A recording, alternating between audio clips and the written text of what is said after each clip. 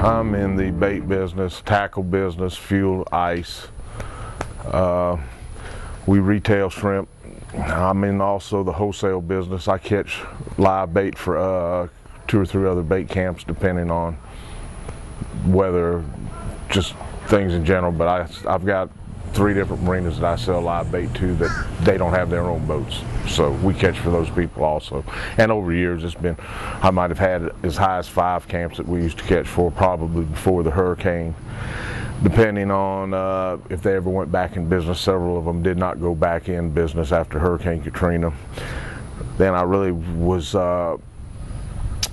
since the storm hit, because of just people not going back in business, then we lost several of them. I've picked up one in Bay St. Louis, and I still have one in Gulfport that I sell to. I'm going to say 15 years probably right now. I was in the lawn and garden business forever and ever and ever. We were a Briggs & Stratton distributor, okay. Kohler engine, Wisconsin, just any kind of lawn and garden parts. We distributed South Mississippi and part of Louisiana, and then we had whole goods. We sold snapper lawnmowers, steel chainsaws, things like that. When the industry started taking the distributors out of the picture, we decided to close up. I had bought this business maybe 2 years before we took ourselves out of the outdoor power equipment business as a place to buy fuel for my boat, because the guy that had it before me never had any fuel, and I was having to go to Biloxi to buy fuel, and I said, well, heck, everybody always wants a bait shop, let's go in the bait business, which it was really fun probably for about the first 10 years. And since Hurricane Katrina, it's taken all the fun of it out, and I think that myself, you get burned out on doing things, but this is what I have to do, so this is what I have to do. So, I mean, you do what you have to do to survive, you know. It's a lot of long hours. It's a short season. That's what's happened to us now with this BP thing, is that really and truthfully, we don't usually start catching shrimp until the first part of May.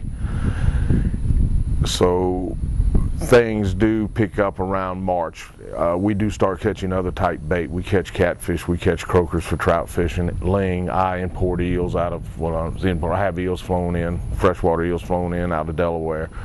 So our offshore business usually picks up a lot faster than our inshore business because of the bait situation. There's a fish that they call cobia that migrate up from Florida through here, and it's a pretty big deal every year for fishermen to do that, and that will be the first good season that we have to pick us up from our winter slow months. Then hopefully, usually the 1st of June, which it didn't happen this year, nor the cobia happened this year, was that snapper season will open up, which did not happen because of the oil spill also. So basically I had a pretty good March. My April was all right. My May was way down from where I was last year. My June was really down from where I was last year, and July has been basically a bust, in all sincerity. I had my ice people that I buy ice from run numbers for me from the 1st of April through the 21st of June, and I had last year bought through the first, well, that's because when he ran that number was the 21st of June, but last April 1st through June the 30th, I had bought like $7,800 or $7,900 worth of ice. This year I had bought in the $2,200 range, so there's a $5,000, $6,000 cost loss there, not the profit loss. There's not a lot of money in ice. I might make $1 a bag on it. So I mean, when you're turning ice, you're turning ice, but it's all part of the pie. The reason they fell off was because there was no offshore fishing. People didn't go chase ling this year like they did. People didn't go catch amberjack. Whatever season would open, they'd try to catch those fish during that period of time. My fuel sales were, I think he told me from, and I've got it written down like I said over there, from the 1st of April through the latter part of the 30th of June, I was probably $35,000 to $40,000 off from where I was the year before at the same time on fuel sales, which that's naturally because none of these big boats are going out. And I'll rent some slips out, and there's 2 boats that I've got over there, the Poor Boy, well 3 boats really, the Paradox, the Poor Boy, and the Cabo St. Lisa. These guys, when snapper season open up, they run every day, and they're not charter boats. These guys are personal boats, but they have big boats. They have people come in. They look forward to it every year. Well, each one of those boats will burn 500 or 600 gallons of diesel a day. You know, so I mean, I've lost all that, plus the ice sales, plus the bait sales, plus things that go along with it. You know, and then when they closed the waters up to us on our shrimping here, which was probably Monday, would have been 21 days, I think. They opened it back up Tuesday for us, and you're here today, which is Thursday. My boat just came in. We didn't have 14 shrimp caught today. He made 4 drags, so the shrimp have disappeared. We were out of town Tuesday. We didn't go Tuesday. We went yesterday, and he had a brown net on when he started off yesterday morning. He went and made 4 drags, came back in, and he had about 5 pounds of shrimp. We changed nets out, put a white net on, went back out because those shrimp are different. White shrimp stay up higher, brown shrimp stay on the bottom. He made another 4 drags yesterday with the white net on, and we didn't have but about 4 pounds of shrimp there. So, I mean, in all sincerity, I cannot blame the shrimp disappearing on the oil. It's just one of them things, and it's this time of year that there may be a little lull, but not like this. Now, I'm not saying, and we've got some super high tides right now. But if I had the shrimp in the tank, they'd be dying, because, I mean, my customer in Bay St. Louis is waiting for a load that he will be glad to come and pick up, and the guy in Gulfport would be glad to come get shrimp if we were able to catch them, you know. So it's just not being good. I mean, it's just, and the thing about it is that this is the end of July.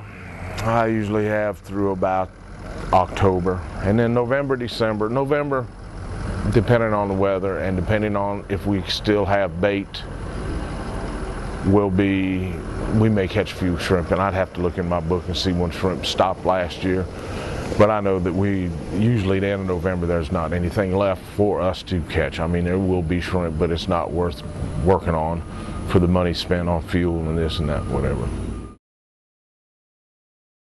Well, what I would like to see happen is that my spring would come back to me, and I could do what I needed to do to keep me solvent through the winter. And what happens to me is I have to put money up to get me through the winter. I have set expenses that whether I catch shrimp or I don't catch shrimp, whether I have a customer or I don't have a customer, I still have X amount of bills to pay. My note doesn't stop every month on the, you know, rent doesn't stop, insurance doesn't stop, power bill fluctuates, you know, but there's set costs. My house note, they won't forgive me for paying my house note, you know, certain bills that you know, taxes, things like that. Now granted, my sales tax is way off because my business is way off. My income tax is going to be very, very off because of the business aspect. But there's still set costs that I have to have, and I have to recuperate, and really and truthfully, you know, I think that's BP's responsibility.